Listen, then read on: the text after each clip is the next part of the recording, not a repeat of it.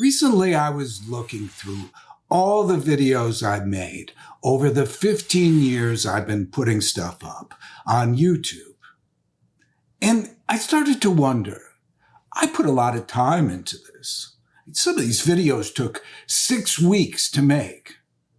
Now, what if I had taken every second of that time and used it to make actual money doing publicity writing? That's my profession, publicity writing for movies. What if I had done that instead?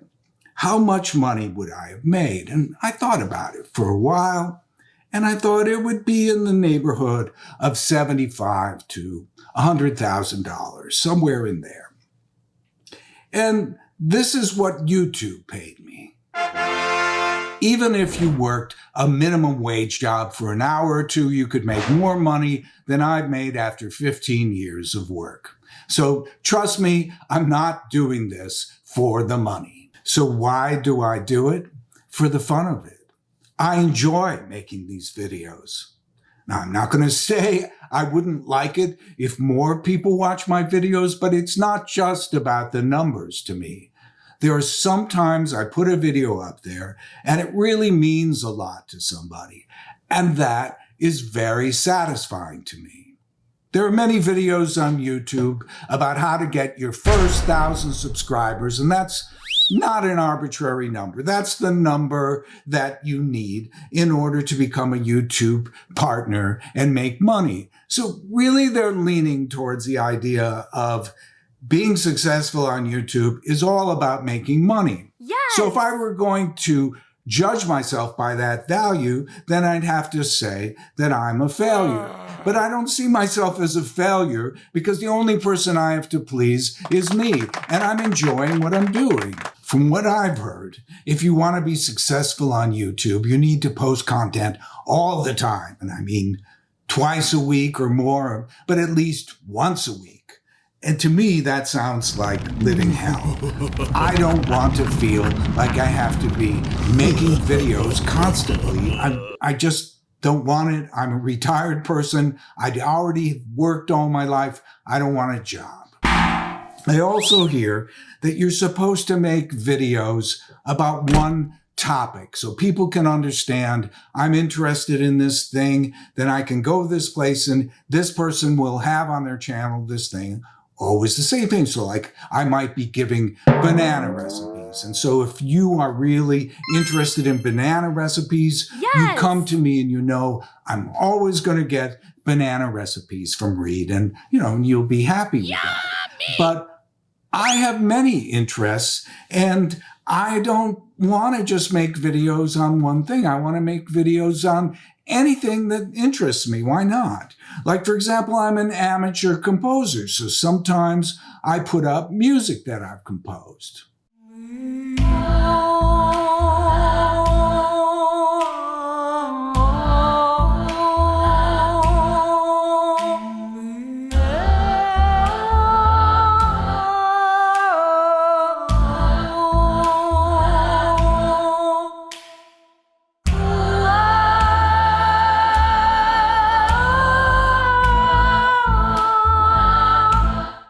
This video has received over 3,500 views so far, which to me is incredible. The music that I write, usually it's only heard by me and sometimes by 3 or 4 friends. So to get that kind of audience is absolutely incredible for me. Now, sometimes I make videos about music. I'm very, very knowledgeable about music. We then go to a minor chord. And it's E minor. Normally, you want to avoid minor chords because they're too sad.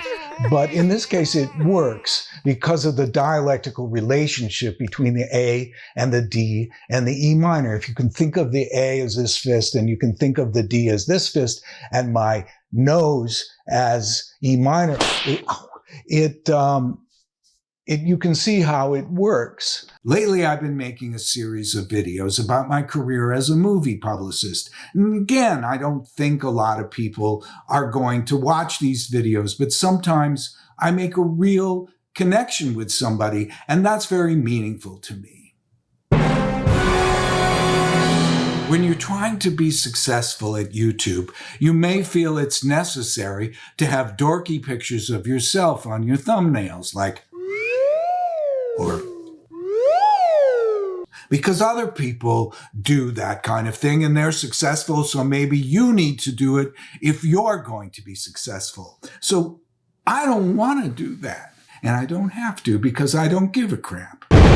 When I was trying to be successful at YouTube, I used to read the analytics and it would make me nuts because it would say, people are turning off your videos after 2 or 3 minutes. And that freaked me out. And I thought, well, what can I do? And so I started to do desperate things like I'd blow myself up all the time in my videos, figuring, well, that ought to keep them interested. And it didn't. They turned off anyway. So after a while, I just said, I'm not going to waste my time doing that kind of stuff anymore. To me, YouTube is a miracle. Imagine how much money it would cost me to host 100 videos, even for a month. And I can put them up totally free for decades, maybe. For as long as there is a YouTube, my videos can stay there. Maybe nobody will watch them, but they can stay there, which is cool. So if you have a knowledge or a talent or a passion for something and you've got a charming or a funny way of presenting it, I think there's a place for you on YouTube, and I think you should consider taking advantage of that. Some of you will be able to find a following and make money on YouTube. Some won't, and that's okay. We weren't put on the planet to please a computer algorithm. We're here to interact with other human beings, and you're the most important one. You have to please yourself. You have to have fun. You shouldn't be doing anything desperate.